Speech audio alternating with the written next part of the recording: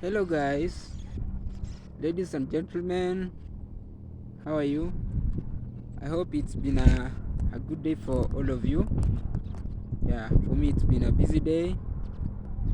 Yeah, and so far, so good. We thank the Almighty. So, today, let's dive into our next episode of our Candid Talk Matters Concerning Africa. And today, we're gonna talk about the state of Africa since independence.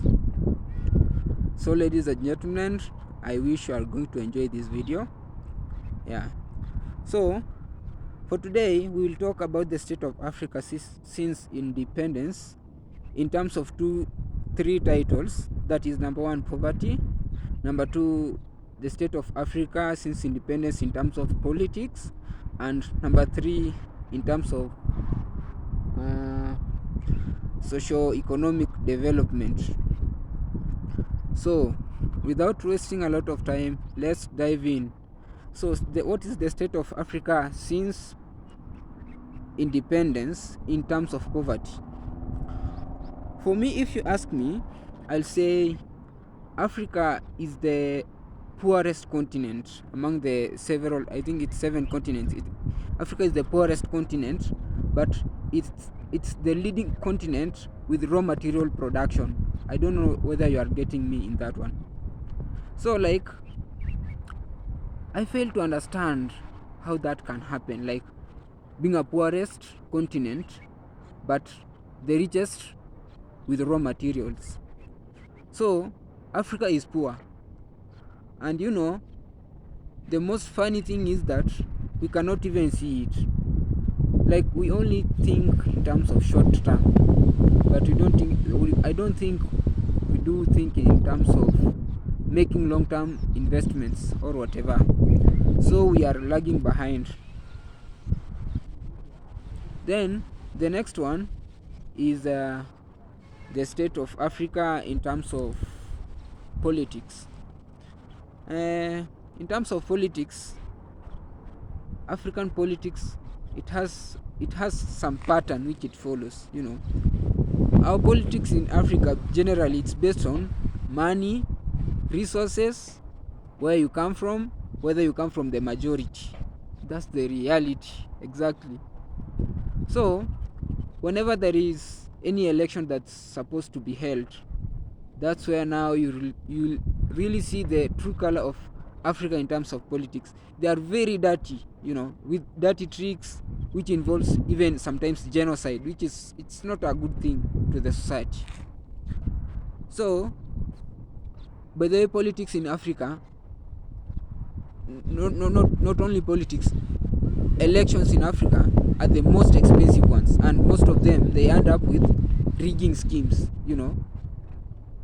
Like, elections in Africa are very expensive, but at the end of it, we end up having things like post-election violence. Politicians spend a lot of money during their campaigns. So that means whenever someone gets an opportunity, he gets an opportunity to grab more and more resources. And these resources come from the public. These are public resources. So the long-term effects is that with increase in theft, I don't think you can handle the state of economy without handling the state of corruption and theft of public funds and resources. So you find that politics in Africa, they really cost us, zinatugarimu sana, if I may use Swahili.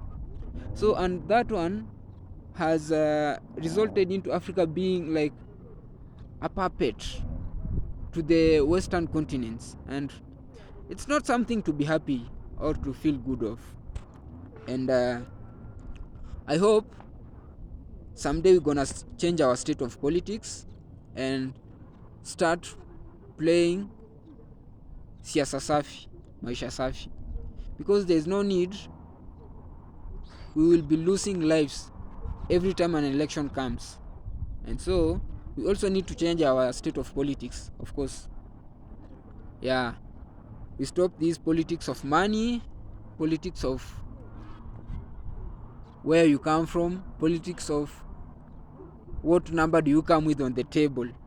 let's focus on politics of ideas, logical ideas that will transform us to the next level.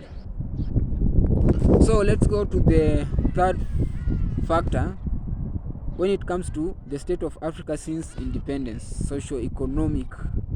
Now hapa ndo kuna maajabu. Hii ni maajabu. I don't think if Africa we are doing well economically and socially. You know, our social activities have been reduced into days. You know, like our social activities generally are not like they used to be before. And you know, socio-economic, like they run together, you know, and therefore the impact on the economic part is that even our economy is doing poorly. Maybe this economy I can target to the state of politics. You know, when the state of politics is dirty, it results to the other Western powers, the other powers from outside the continent must come in and solve the matter. So yeah, hizo zinatugharimu pia, which now results into like sisi kuwa dependent, like tunakuwa kama kupe, you know, depending from the West for everything, even depending from them maize that we can plant, or rice that we can grow here in our country. You know, the good thing in Africa, we also have a good climate, you know, that is favorable for the growth of majority of plant varieties, rearing of various types of animal breeds, you know. But I don't think if we are really opened, you know. So it's time for us as youth to wake up. Let's channel our efforts, let's channel our thoughts into developing our continent. Hashtag let's make our continent the best place to stay. I wish you are going to enjoy. Let me stop there for today. I hope this video will find you in good health. Thank you so much. Share, subscribe, like it, and comment, and show some love. Thank you so much.